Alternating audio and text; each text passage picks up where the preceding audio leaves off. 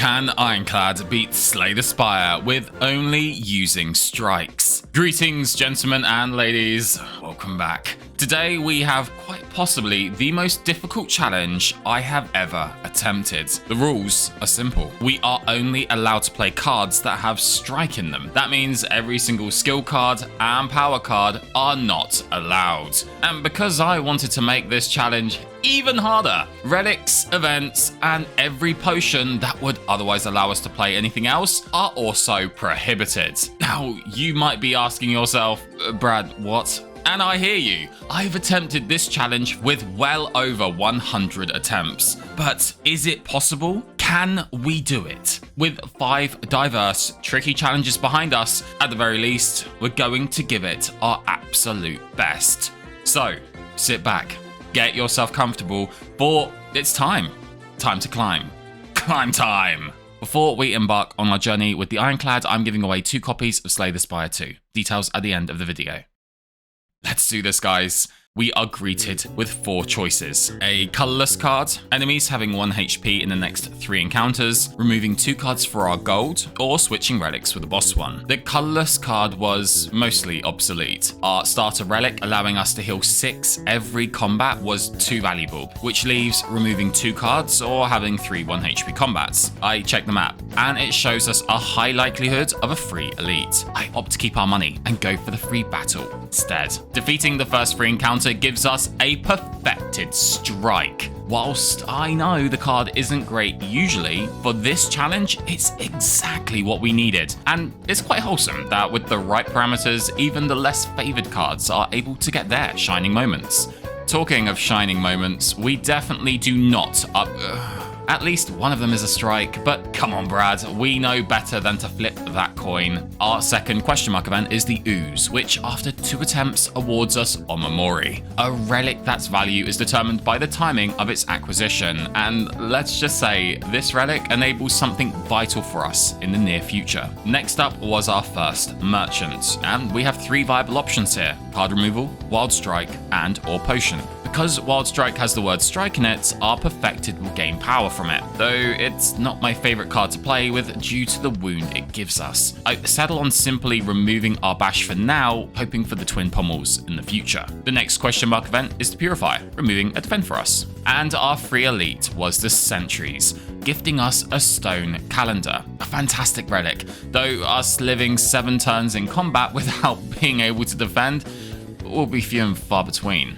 Our final charge of free battles was used on a Jawworm. He had one of the strikes we are always happy to see, Pommel Strike. This not only does good damage, but gives us card draw and empowers our perfected as well. The Cultist welcomes us next. We take 6 damage and can't complain at the Elixir Potion drop. Relic chest number 1 had a really nice support relic, Toy Ornithopter, allowing us to heal 5 HP every time we use a potion. I briefly considered the 3 paths towards the boss before settling on the additional merchants one. The Slaver and Louse greeted us next. It was important to deal with the Slaver first, as his damage output is higher than the Louse, even if it attacked again and didn't buff. We take care of him next though. They drop a Dexterity Potion, which is still 5 HP thanks to our toy, and another Pommel Strike. This was a great start to our run, but let's not get carried away. We are still far from what we would need to even have a chance yet. A random merchant surprises us next, and no!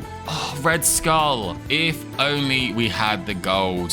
There were other options, but with another merchant coming up, I decided to hold off for the potential of better purchases. Big Fish greets us yet again here, and thanks to Omamori, we could obtain the relic free of regret. And what a fantastic relic we got. Old Coin, 300 gold added just before a merchant?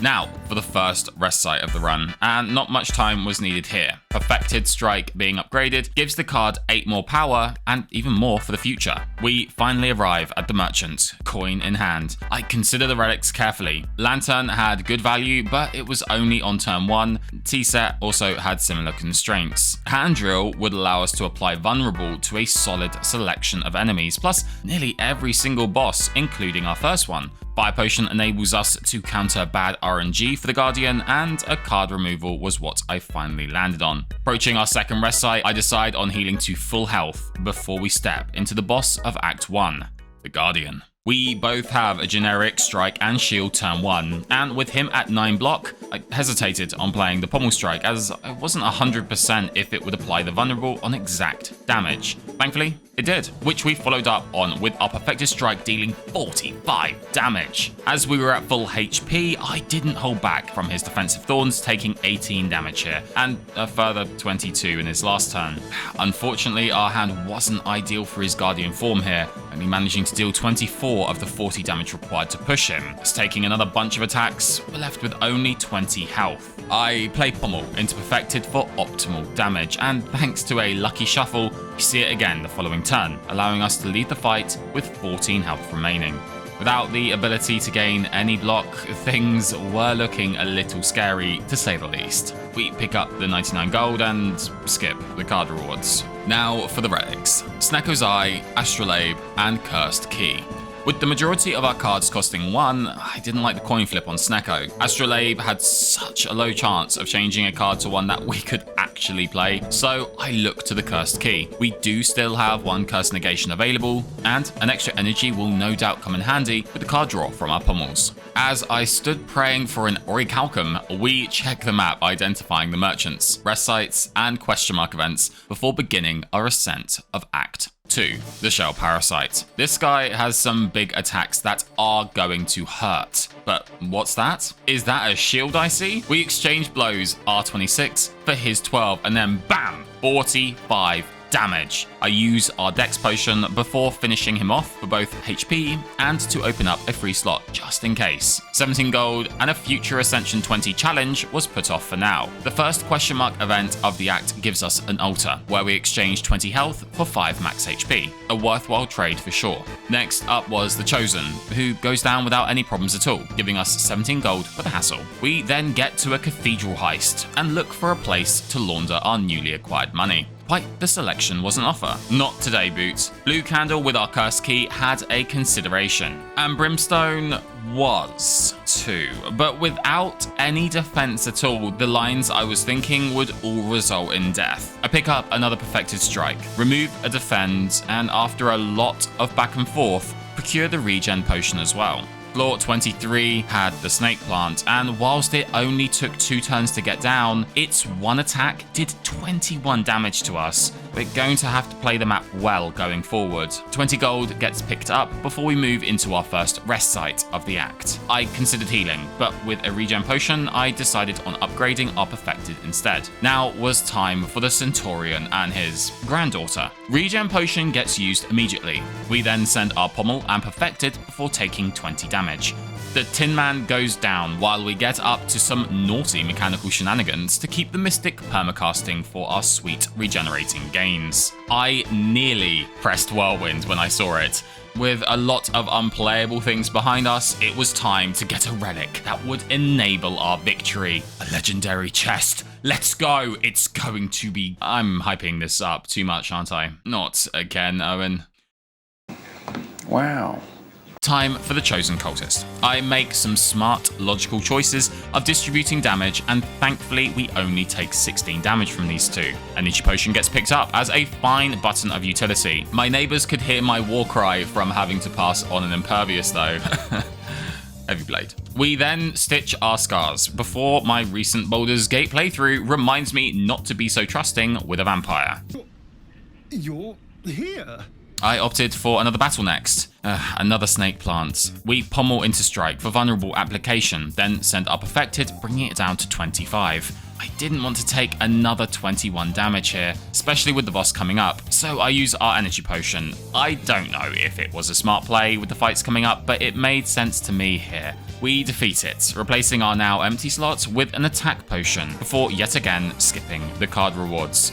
The final question mark event had a relic chest, and that's going to be a problem. Because of Curse Key, we would now pick up a curse. Do we skip the chest? I could never. 27 gold and a smiling mask. A fantastic relic. Better than you might think. You see, with removing cards being so important, especially with the key, locking our merchants to a 50 gold fee allows us to keep more of ours, which means more relics or potions. A solid pickup for sure. Having used our energy earlier, the last rest site allows us a pommel upgrade, increasing our card draw to 2. Okay.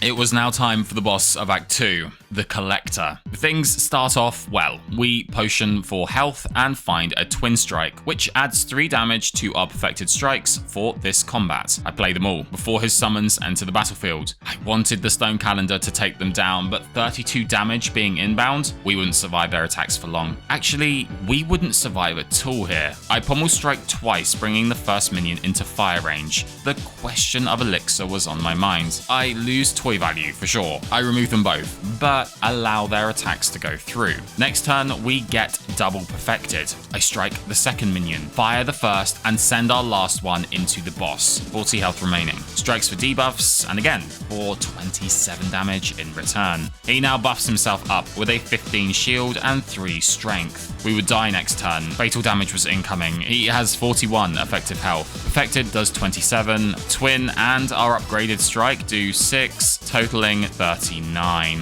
We were 2 damage short. Wait, he's shielded. Vulnerable. 1, 2, 3. Stone Calendar also had our backs if we failed. I definitely knew that.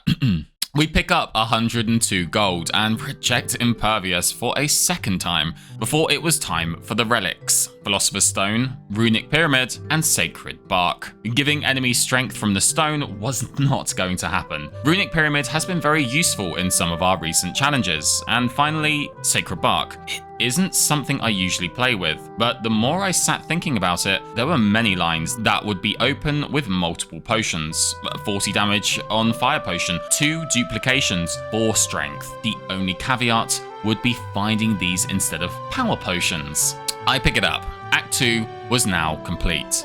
The elephant in this room is that we have no block. We were naked. Merchants would be required here. The map of Act 3 was rough, to say the least. Every single merchant is on the side of the unavoidable flaming elite. Not good news at all. But with 325 gold and a Sacred Bark at our side, we begin the dangerous ascent of Act 3. The Darklings greet us, all attacking from the start. It was important that we focus our first strikes on the outer enemies, as the middle one never double attacks. The back one goes down as we take 17 damage in return. Next turn, I make a massive misplay. I pommel strike first, drawing 2 cards and forcing a shuffle. I then play 3 normal strikes in a row. Can you tell what the misplay was? With 4 cards in our draw pile, if we had used another pommel, we had a 50% chance of drawing a perfected strike, allowing us to avoid 10 damage entirely and take some health off the middle goop as well. We take the 17 damage, and would you look at that? The draw would have been the perfected, so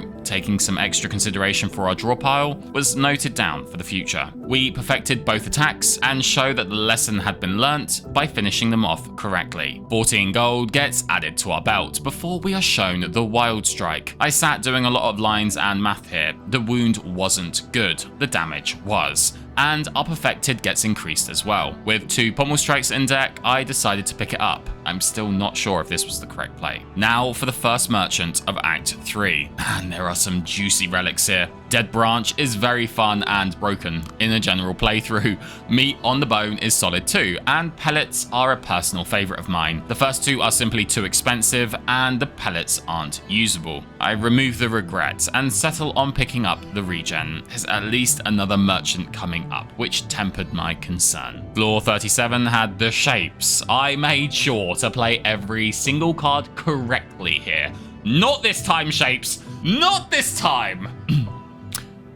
They drop a Forge Potion, which is one of the only potions that is completely unaffected by Sacred Bark. Next was the Spire Growth. I thought it wasn't going to be too problematic, but with us getting constricted, we took half our remaining health before I could finish it off. No rewards to note either. This merchant had to have something incredible, something that would give us the motivation and inspiration we needed, especially with the Flaming Elite not long away. And I couldn't believe who we were about to see. Just as we thought his saga had concluded, Lee's Waffle was there for us when we needed him most. Kinda. It would leave us with 101 gold, which is enough to get a fire potion and removal, but looking at the options, memories, fire and removal would probably be best here. No, it definitely would. What was the right choice? After last week's insanity, I pick up the waffle, fully healing our 32 HP and moving us up to 92. With our remaining gold, I thought about removing the defend, but liquid memories would be vital. After we pick it up, we go to the rest site and choose to upgrade our pommel strike. The winding halls remove most of Lee's contribution, and the sensory stone had only one card that could be useful. It was not worth losing health over. Now for a relic chest, which will include a curse if we open it. A legendary chest. We had to see what was inside. Mango! 14 extra health to play with is a very welcome addition indeed. Curse-wise, Wraith is probably one of the easiest to deal with. I've never had mango on waffles before, but it sounds good. Floor 44 had the Transient, a very manageable enemy for our challenge. His first, second, third, and fourth attacks were all negated, with his final one effectively being negated too. Okay, this was it. The Flaming Elite. The heads and regen. Oh no. This was not a good matchup in the slightest. I immediately looked to our potions, knowing that if we wanted to get through this, they were definitely going to be needed. Turn 1 starts with a pommel into a perfected, before the head begins his weakening. We then double strike, applying the snail for our perfected to deal a little more damage. Turn 4, I used our forge potion, upgrading 3 strikes, then sending them into him. With 4 stacks of slow now applied, I decided now was the time to use our memories, as both perfected strikes were in our discard, playing them for a total of 104 damage. With 218 health remaining, his big attacks were now unavoidable. I make a risky double pommel play before sending our perfect. Take 30 damage. Wild Strike had to be played here, no exceptions, bringing him down to 91 health. I did consider using our regen potion, but held off, knowing it probably wouldn't have done enough anyway. Take 35 damage. With 98 health remaining, we play everything we can, bringing the head down to 34, and making its grand debut, Stone Calendar finishes the head off. Gosh darn, that was brutal. 19 health remaining, 2 potions used, and all I could think of was, did Lee's Waffle unironically stave off death once again? Rewards were something. Eternal Feather would no doubt be a positive, but how would we play the Fear Potion on the donuts when they have artifacts? A problem for Future Brad to solve. Now onto the card rewards, and another Wild Strike comes up. Regardless if we would play the card or not, adding more power to our perfected strikes was good enough for me. The immediate rest site had me pondering the Ruby Key. Now look, let's not do anything hasty here. I come to my senses, healing up to 61. Floor 47 had the Maw, with 300 health. I don't hesitate in drinking our regen potion, striking furiously. I know it has a big attack coming up. A couple more turns pass us by before it was here. I pommel, drawing itself and another strike, and then 2 more. I play one of them and a wild strike, but it wasn't enough. At the very least, regen got relatively decent value here. We pick up 13 gold and no cards. The final question mark event was now upon us. It was a merchant. We only have 82 gold. Let's see what he has. Oh man, I wanted them both. Block Potion and Duplication were both amazing. We could effectively skip a turn on one of the donuts with the block, or if we draw both perfected, get one down quicker. I wish we had more gold, but a choice had to be made. 24 block, 2 duplications. I pick up the Duplication Potion, and regardless of the result, I think it was the right choice. One final, get your pointer away from that key. Rest. Whether we win or lose here, just getting to this point is a victory in itself.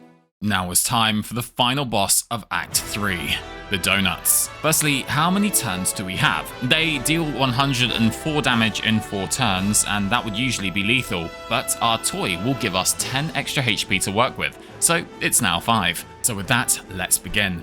Pommel shows us 2 wild strikes, and whilst 34 damage is solid, the wounds at this point would not be, as with 6 cards in our draw pile, we had an almost guaranteed chance of playing 4 perfected strikes next turn. Our labour bears fruit with a 5 HP heal and 156 damage over to Donu. Turn 3 was important to play right. I strike Decker to clear an artifact and send our perfected plus strike into Donu. Being able to defeat Donu here was big, not just because we avoided 32 damage, but because it would mean an extra turn was available for Decker. I perfected and pommel, though I should have pommeled first. And after checking our draw pile, decide to leave our wild strike for a shuffle prioritization. 32 damage was inbound. We clear his artifact, immediately playing our vulnerable potion, unloading the rest of our strikes to him. He had to deal 193 damage in 2 turns.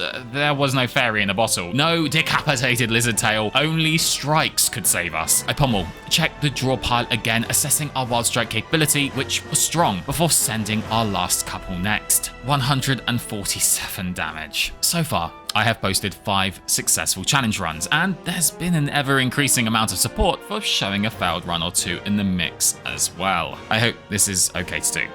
In the future, I pommel and wild strike, bringing him down to 107 health, then perfecting him to 49. What turn is it? It's turn 7. Stone Calendar deals 52 damage, and after more than 100 attempts over a year of randomly trying this challenge, with some of the best relics in previous runs to mix, in this one, I finally achieved our greatest challenge yet. Thank you so much for watching the video. I can't believe we did it. I was jumping up and down after getting this one done. If you missed last week, I am giving away 2 copies of Slay the Spire 2 for its release, as a small token of thanks for the incredible support and feedback. I am grateful beyond words. The rules are simple. Comment on last week's video, and that's it. You don't need to like or subscribe, just a comment on that video. I'll pin the link to it below. Sorry to send you there, it's just hard to collate the amount of comments on multiple videos. The second copy will be given to a random member. Both winners will be announced in June 14th's video. I also plan to give back more as the channel grows. I love that I get to be able to do this. Thanks guys. And as always, stay hydrated.